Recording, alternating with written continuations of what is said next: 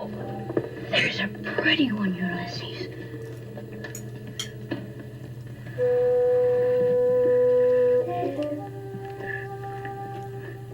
There it is. Hello BookTube, I'm Sean the Book Maniac. Welcome back to my channel. Here I am with a book review of this 1947 novel from the UK that has recently been brought back into print by the British Library Women's Writers series, Chatterton Square by E.H. Young. This is the second book from that series that I've read. I didn't really care for the first one. I'm happy to say that I quite like this one, so I want to tell you about it. E.H. Young was Emily Hilda Young, and her dates are 1880 to 1949. This was her last novel, and it was, I think she worked on it for many years because there was quite a break between the penultimate novel and this one. This is set in the weeks leading up to the outbreak of World War II, and it's set in a fictional Bristol called Upper Radstow, but it's Bristol, which is where Young spent the first part of her life, and I think she might have even ended up back there at the end of her life. I can't remember that now, but stay tuned for some scintillating further detail about her life later in the review. And it concerns two large families who live across the street from each other in Bristol on Chatterton Square. You have the Blacketts, and Mr. Blackett is an old poop, and his wife is much put upon, Mrs. Blackett, and she's a lovely soul, and they have probably one of the flaws of this novel for me as a reader, which is why it would be a 4-star read instead of a 5-star read, is that both families were too large. This book is 350 pages with really tiny print. It's more like a 600-page novel, I think, and I read it as an ebook so I could actually read it. This book started as a buddy read with my new book buddy, Linny, from the UK, and she just kind of hit a brick wall with it and didn't finish it. Well, I did consider bailing at a certain point because it was just really kind of so much with all these two large families and so much detail, the psychological and interpersonal detail about both families and their interrelationships one with the other, that at times it did feel overwhelming to me.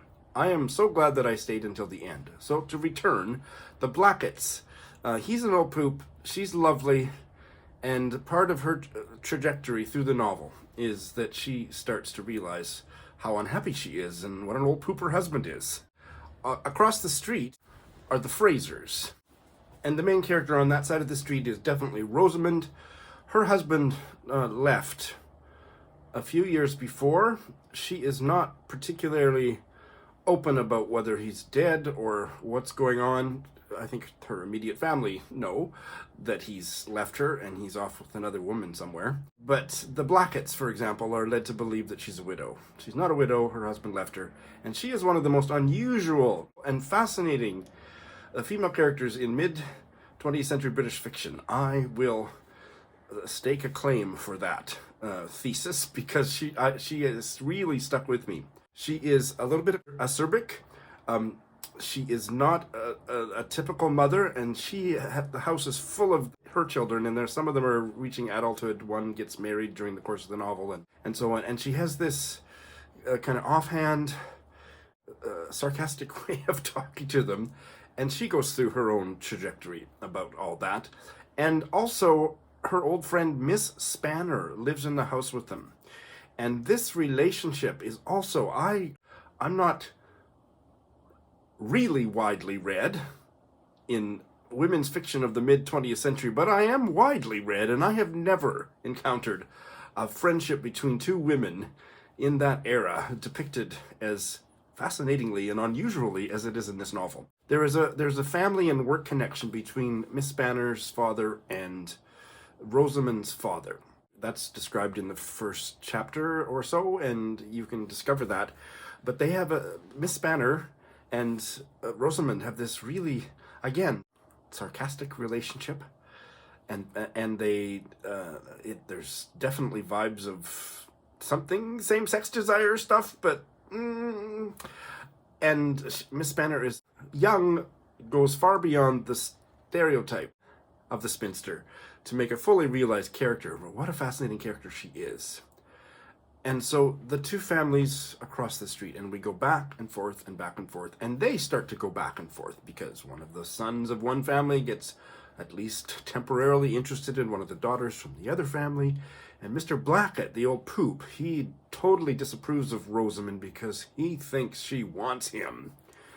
And he loves the fact that she wants him, and he gets a little preoccupied at various points in the story about his idea that Rosamund Fraser across the street, because she's a beautiful woman, might want him, but he also has a whole bunch of moralistic crap that is running through his consciousness.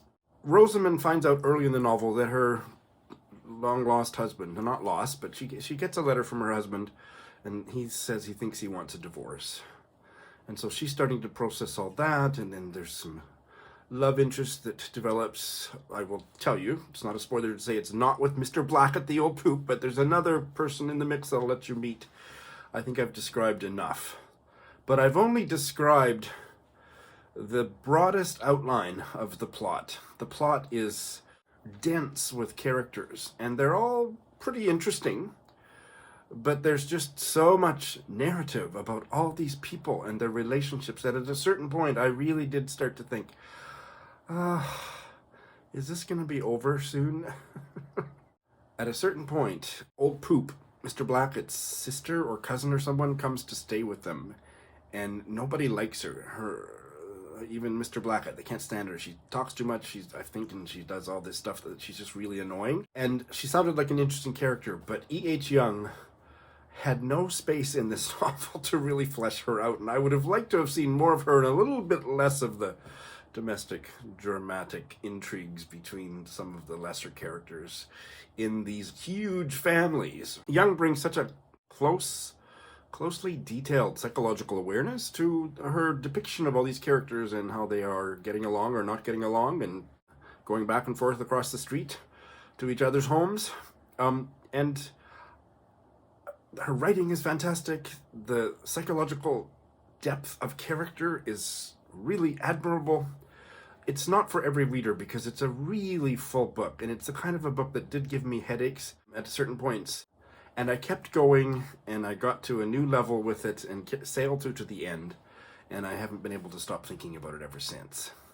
The other thing that I haven't yet mentioned, and in fact have been remiss not to mention earlier in the review, is that a huge part of what's narrated here is about the forebodings and denial that the various characters have about is another war going to start. And that was fascinating. She wrote this in 1947, so anybody who's read it knows where things are going, but we don't get that far in the story, but we get right up until, I think, the eve or the week before Britain declared war. And what a fascinating study of, everyday human beings, everyday characters that are on the eve of this cataclysmic social political upheaval, that are so centered on their own small little lives that some of them aren't thinking about it at all, and others are just kind of watching the news, and maybe it makes them nervous, or maybe they think, oh, nothing bad's gonna happen. But you read all their reactions, knowing that the social, political, military cataclysm is just around the corner, and that was a really fascinating part of the novel. Now I'm going to tell you a little bit more about E.H. Young, because what a fascinating woman she was, and I hope someone writes her biography. There's a fabulous afterword by Simon Thomas, who, if you read any of this kind of fiction, is an important personage, commentator on all this stuff, and I think he's actually one of the editors for this series, maybe, but his afterword, which talks about E.H. Young's life, but also the context about divorce laws and so on, was fascinating. E.H. Young's husband was killed in the First World War, and she was already having an affair with another man who was married when her husband died, and then she moved in with that other man, whose name was Ralph Henderson. She moved in with Ralph Henderson and his wife, and according to Wikipedia, they had a menage a trois relationship. Let's look up who wrote the introduction. The preface is by Lucy Evans, and then, like I say, the afterword is by Simon Thomas, and neither of them describe it. If memory serves, I think I'm right in remembering that neither of them describe that relationship as a menage a trois, which I guess I need to look up what's the definition of menage a trois, but I don't think they were all in bed together at one time. Maybe they were. And then his wife died, and she and E.H. Young continued to live with Ralph Henderson until the end of certainly her life. Or maybe his life. I can't remember who died first. But the point is, she lived an incredibly unconventional life. And these women, well, Rosamond is quite unconventional, and there was a little whiff of lesbian desire between her and Miss Spanner, but not much. But she couldn't. I wish I had known all those details while I was reading it, because I think it would have deepened my fascination with the story she was telling, because as socially daring in its explorations as this novel is, her own life was all the more daring. She was also a suffragist and, active in the women's movement and a mountaineer. What a fascinating life. Simon, can I request that you write a biography of E.H. Young? But having all that to mull over as I sit with this book has made it all the more rich. Whew. I'm glad I plugged away to the end, because the ending was quite thought-provoking, and then what we know about E.H. Young's life has left a provocative resonance. Give it a try.